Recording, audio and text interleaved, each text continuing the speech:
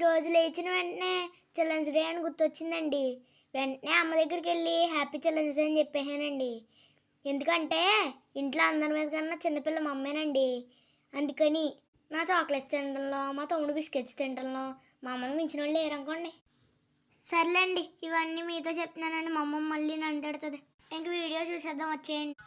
ఈరోజు children's day కదండి. మా అమ్మని నేను స్పెషల్ ఏం చేస్తావు అమ్మ అని అడిగానండి. పప్పు చారు చేస్తానని చెప్పిందండి. అంతే, ఇంకా ఎందుకు అడిగానా అనిపించింది. తర్వాత మా తమ్ముడు కూడా వెళ్ళి అడిగాడండి. వాడికేమో మష్రూమ్ పకోడీ అని చెప్పిందండి. అదేంటో కానండి, మా తమ్ముడు ఏం అడిగినా చేసి పెడుతుందండి మా అమ్మ.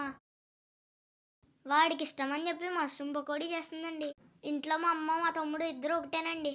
అయినా సరే మా అమ్మ కొద్దిగా కష్టపడి వీడియో తీసుకుంటుందని ఏదో చిన్న సాయం చేద్దామని నాకు వచ్చినట్టు వాయిస్ ఇస్తున్నానండి. మా అమ్మ వంటనే కాదు, నన్ను కూడా గుర్తించండి.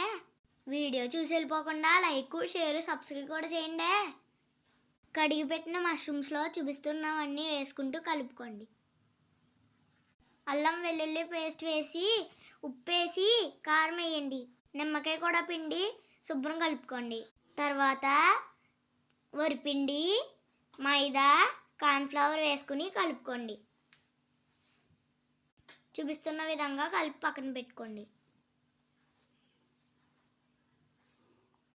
తర్వాత ఒక గిన్నె పెట్టుకుని ఆయిల్ వేసుకుని, ఆయిల్ హీట్ అయ్యాక మష్రూమ్ ఒక్కొక్కటిగా అందులో వేయండి. ఉంటే మన మష్రూమ్ పకోడీ రెడీ.